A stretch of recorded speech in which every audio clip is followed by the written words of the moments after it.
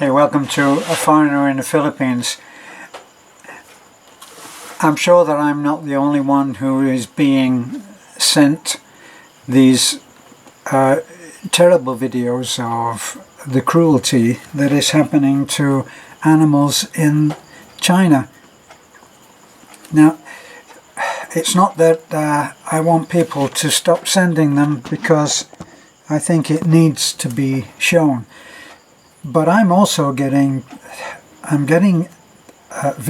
I'm sure that I'm also not the only one getting videos of just general cruelty, probably the world over. I've seen how they treat animals in various countries. You know, these videos are not.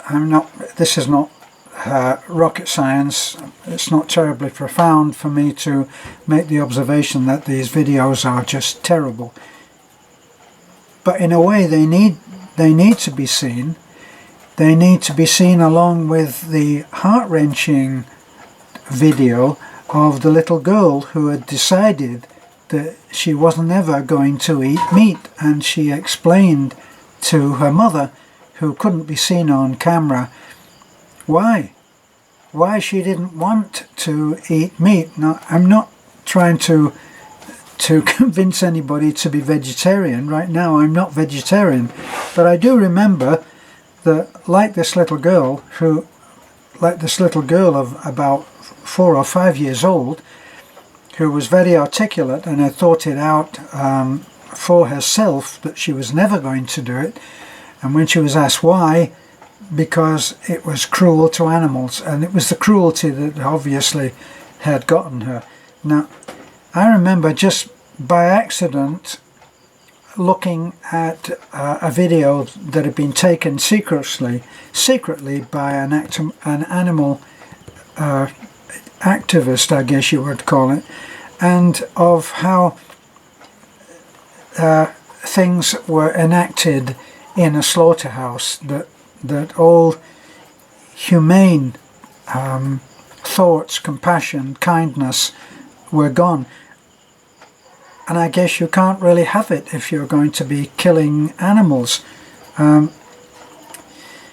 know that when I went over to see a friend, someone that I knew, who had opened a huge what was going to be a professional piggery, and his plans were for thousands, I think, of pigs.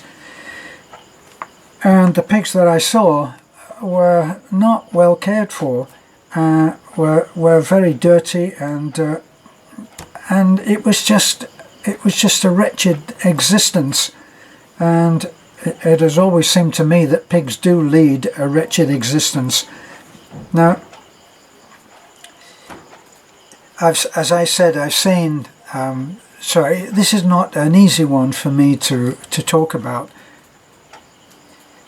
I think that it should be seen. I think that these videos should be seen. The one that I've been looking at, there was one of a market in China, or it may have been in Thailand, I'm not quite sure. I think it was China. I actually put the comment on it from the subscriber that sent the clip to me, that it was the market of horror. I'm sorry I had to watch it, but I'm not sorry I've seen it, if you can work that out of its innate contradiction. But then I've seen other examples of man's inhumanity to man, and we really must start to be kinder to everyone and everything. I'm not saying I know the answer to this. I know that we can be kinder in any way that is presented to us. We can be kinder to our fellow man and woman. We can stop making entertainment out of watching evil in the form of evil characters winning out for 90% of the shows, and then a 10-minute turnaround at the end where good succeeds over evil. but prior to that we've watched 90% of the show where evil is triumphant, and very coolly so as well. They've got the best costumes, the best lines, the best action, and there they are winning, and we watch as the good, the kind, the brave are cruelly outmatched by the power of evil. I'm sure that you know exactly what I'm talking about. So the absolute torture that I've been watching on the videos that people have sent me, thank you for thinking that in some small way I could make a difference. I don't think that I can. The only way that I can make a difference is to be kinder to the animals that are in my life, and that's where all kindness starts, is my feeling. It's a humble opinion, because let's face it, almost everything that's on YouTube is about opinion. I know that it's a fact. Yes, it's a fact that that market does exist. It's a fact that somebody could actually go around and not be absolutely enraged at what he sees in order to be able to film it and get it out to the world. But then, aren't we watching examples on YouTube where people have their throat cut and are beheaded, and yet we can see that? Are we not in shock of cruelty by watching movies, and not just movies but documentaries, where we're actually watching people be killed, and we're in what I think of as sympathy shock. I remember when the killing fields were actually going on, the Cambodia, and all of that mess. I'm not so great. I have things which stick out in my mind. I remember watching a movie which broke my heart called The Killing Fields. And all of these things, now that we have YouTube, these things are being shown. Very recently I watched a movie where there were still survivors of the Jewish Holocaust, and they interviewed some people about that had lived near these concentration camps, and that on the days that they fired up the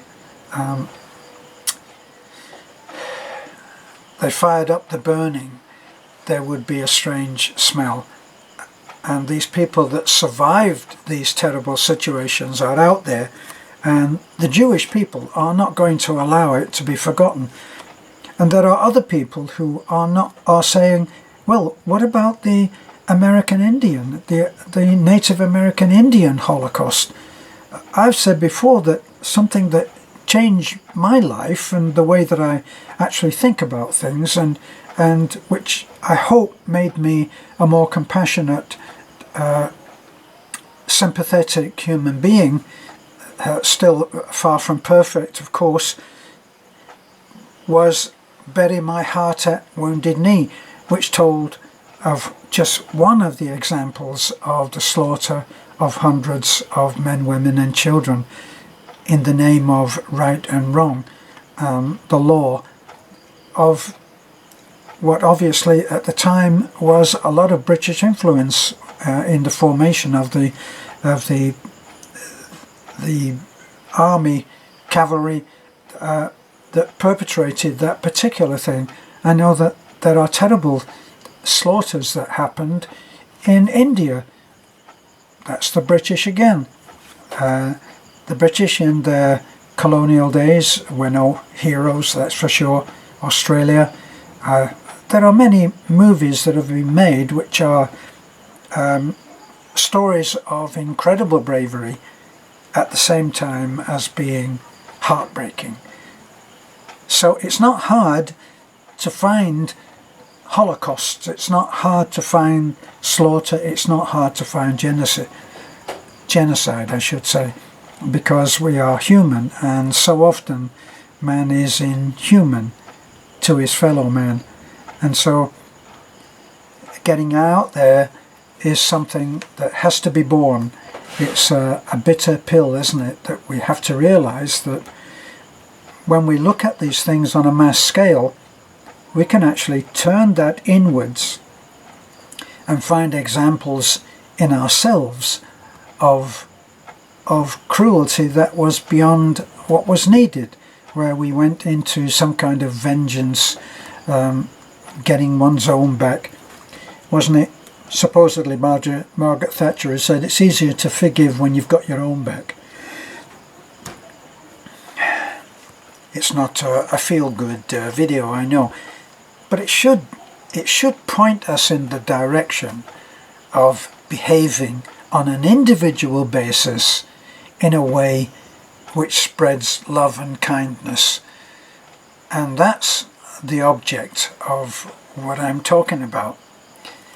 Someone just wrote to me, a subscriber who's going to be coming here, and he had seen our house 42 that's being built at the moment. And when I do work in progress videos of how great the house is looking, I still like to do a reminder by having just a little peep into that terrible, wretched wreck of a house. Beth always gets that the other way around. She calls it a house of a wreck. When I wrote it down, I said a wreck of a house, because that's it. It's the wreck of what maybe at some distant past was a house.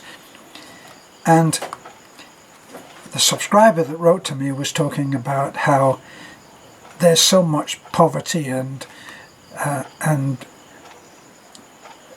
wretchedness and deprivation and starvation and all of that.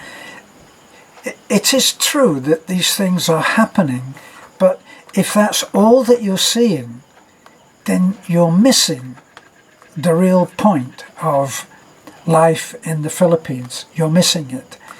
The essence of life in the Philippines is not about wretchedness, it's not about homelessness, it's not about slums, it's not about any of those things. It's about the innate resourcefulness of the Filipino people. This is why, if all that anybody ever saw was the homeless, the poverty, the starvation, if all that anybody saw of that, none of the overseas Filipino workers would want to come back. None of them. And yet, I would hazard a guess and say 90% of all the OFWs out there, all they want to do is come home. Come home with all of its deprivation, with all of its dirt floor NEPA houses, with all of its very simple, for a foreigner, deprived living. They want to come home. And it's not because of a love of poverty, and it's not because of a love of living on a dirt floor. It's because of the unity of the Filipino people. That's what a Filipino misses. Whenever we go to meet a Filipino-American, Filipino foreigner couple, it's almost instantaneous that Beth will talk to the Filipina, and if I look over, I can't understand a thing that's being said, but I can see the faces, I can see and hear the tone and the feel of how it is, and I can see smiles, I can see laughing, and I can see how they straight away are like this, as if they're sisters, and under the skin they are sisters. And it's a wonderful thing to see. I've been out today, and we've been to Cebu, and I gotta say, we're filling forms out, and I am useless at it.